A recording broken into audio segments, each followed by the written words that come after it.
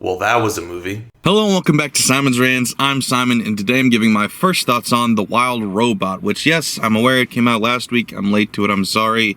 I also will be reviewing Megalopolis in a little bit here.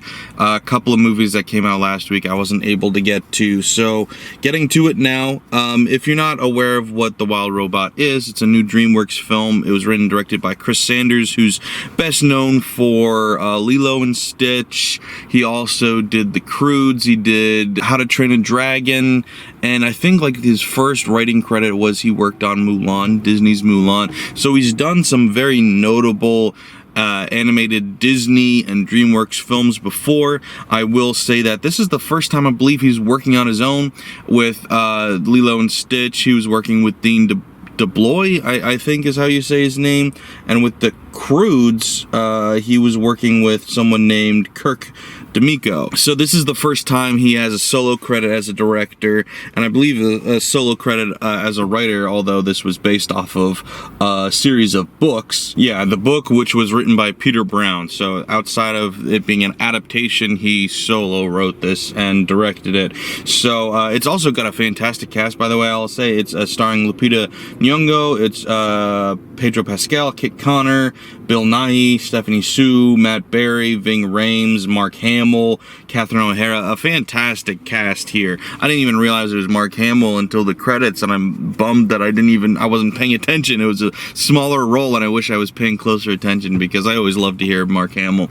But yeah, great voice acting all around. The animation is kind of that new age, like unique, but still like really, it's good. It's CGI animation, but it's more stylized than something like we're typically seeing from Disney nowadays, or even DreamWorks for that matter. So kind of something like, it's not as far as like Spider-Verse or the new Teenage Mutant Ninja Turtles movies. It's still a little more grounded than that, but it's kind of like watercolors almost, or designed to look like that. But yeah, so this movie, if you haven't seen the trailer, it's about a robot. It's sometime in the near future, they don't specify when. A robot is just dropped onto this island where there are no humans. It was put there by accident and is now having to try to find its place amongst nature, being a wild robot. And I'll say I got really excited when I saw the trailer, and then this movie is not remotely what I expected, and that's not a bad thing necessarily, but it is not what I expected at all. It became a much different kind of commentary or story than I was expecting it to be, and I loved elements of it and was confused by other elements of it. But overall, people are saying this movie's got like an 8.5 and 85% on Metacritic, stuff like that, and people are talking about it like it's a shoo-in for the Oscar for Best Animated Film, which I'm not saying it won't win that. It very much could. It's probably between that and Inside Out 2, which I haven't seen yet. I do want to get to that before award season, but I haven't seen that yet, so it's probably one or the other. I don't know what other animated movies came out this year that would really stand a chance, but this movie definitely kind of feels like an Oscar winner. But you know, there's always the whole Disney Pixar of it. They usually win. DreamWorks has won a lot too. They won the first ever with Shrek, so it's possible. But I will say the 85%, the 8.5 to me seems like an overreaction, and I think it's something that like people are so happy that there's something unique and original that they kind of overrate it for being unique and original, because I enjoyed it, but I would give it like a 6, honestly. And you know, this movie is emotional. It's kind of a tearjerker, very sentimental, and I'll say it worked. It did. It made me very emotional, but I will also say the plot made pretty much no sense at all. There was elements of it, especially near the end, that were frustratingly stupid. And I get it. It's a kids movie, and I understand, you know, kids movies are written differently than movies made for adults, and I get that. But like when we're talking about, like I said, this guy worked on How to Train Your Dragon and Lilo and Stitch and stuff like that, like Mulan, and it's like really well written, really well made movies. I didn't see The Croods. I'm not really interested in seeing The Croods, frankly. Maybe they're better than they look. I don't know. But for the most part, this guy's worked on stuff that is high quality, that no matter what your age is, you're going to enjoy it. And this movie is definitely aimed just as much at parents as it is at kids. In fact, I would say it kind of felt like it was aimed more at parents than at the kids. A lot of stuff that has to do with being a parent and what it's like being, a parental figure in somebody's life and trying to figure out what it means to be alive in a world with responsibilities that you don't understand. So there's a lot aimed at an adult audience, and I liked a lot of those elements. But when I say the plot doesn't make sense, I genuinely mean the plot gets pretty stupid at the end, and it kind of ruined the whole thing for me a little bit, where I don't know how much of it was supposed to be commentary. There was a lot of like humans versus nature commentary in there, and a lot of that was decent. There was also a lot of commentary, like I said, on being a parent, which I really enjoyed. There was even, it seemed to me, to be a commentary on like autism, and I really enjoyed that element. But when it came down to the last half hour, I was like, none of this is making any sense anymore, and it's kind of stupid. So yeah, I think it ended up being a really cute and fun movie, but it had an opportunity, it had a chance to be a classic, and kind of fell short for me.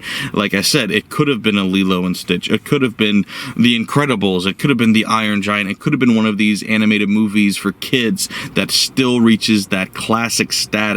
And to me, it's really genuinely not that. I don't want to say it's because it's just, too kiddie or whatever. I'm fine with, like I said, Iron Giant, The Incredibles, these are kids movies. They're classics, and like I have nothing against animated kids movies. I find a lot of them very good. I think that this one is a bit of a bright spot because frankly we haven't really had a whole lot of good kid animated movies recently. I pointed out Elemental or whatever that was called. That one surprised me and was better than what we've been getting recently, but still these movies, these kids movies lately feel so lazy. And so I will commend this one for not feeling lazy. It felt like an actual swing of the bat, like we're going for it, but I felt like we partially missed the mark. And so I think I do want to recommend it to the average viewer because I think it is good, but I was disappointed because this movie had raised my expectations so high, and then that last half hour was just so, to me, disappointing. And I've read some reviews that talk about the ending like it's the best part, and to me, unless I'm just completely missing it, it made no sense at all. I thought it was just a complete betrayal of the story so far. So yeah, I mean, you obviously, like I said, you give kids movies a little bit lenience, and I will, and I do, and I'm fine with that. But like I said, when you betray the story so far, it kind of really can be frustrating, and it was frustrating for me. So I thought it was funny, I thought it was charming, I thought it was cute, I thought it, like I said, it made me cry a few times. It was a tearjerker.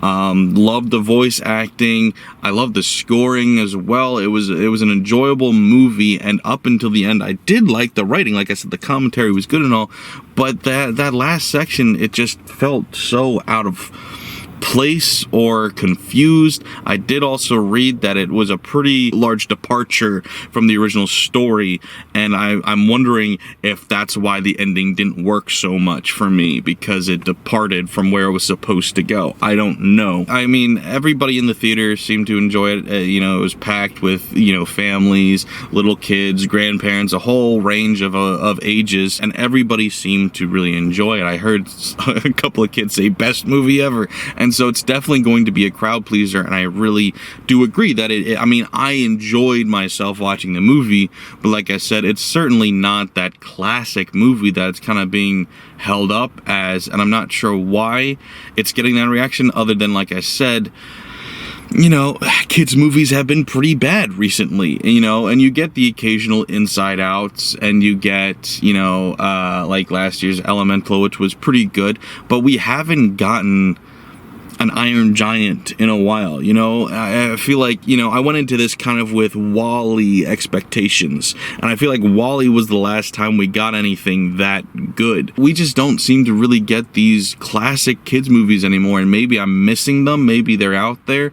There is one that I can think of. Ernest and Celestine, when did that come out? Ernest and Celestine was 2012, and I think it's one of the best kids movies ever, and I didn't see that, obviously. I didn't see that till I was an adult. So, like, there's a good example of something that I know it's not nostalgia. That movie is just genuinely, at least in my mind, a classic, and I don't know, at least in America, it didn't get that kind of reaction. I believe it's a French film that then I saw the dubbed version of it, which had Forrest Whitaker in it, and it had a fantastic cast as well, and that movie, to me, that's probably, because WALL-E was before that, that's probably the last classic-worthy kids movie I've seen. That movie's amazing. If you haven't heard of it or seen it, please do. Please watch it.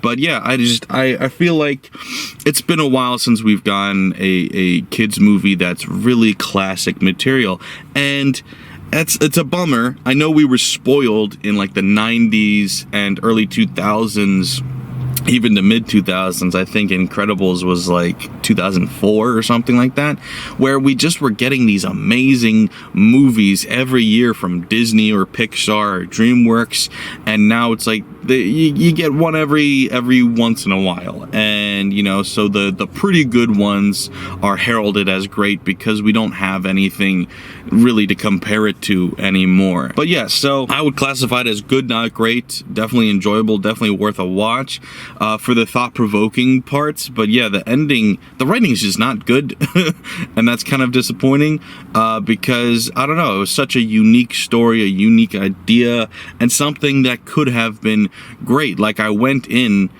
and this is a high bar, but I went in expecting like WALL-E meets the Iron Giant, and this was not that, and it gave me something that I did enjoy and was able to change my expectations toward that, whatever it was. But then, like I said, the ending fell flat for me. So yeah, like 6.5 maybe. Good, not great. Definitely not top 10 movies of the year like it's being talked about, but it is enjoyable in its own way. And like I said, hey, maybe it will win the Oscar. I don't know. If you've seen it, let me know. What do you think? Also, don't forget to like, share. If you're new here, subscribe. Thanks, guys. Bye.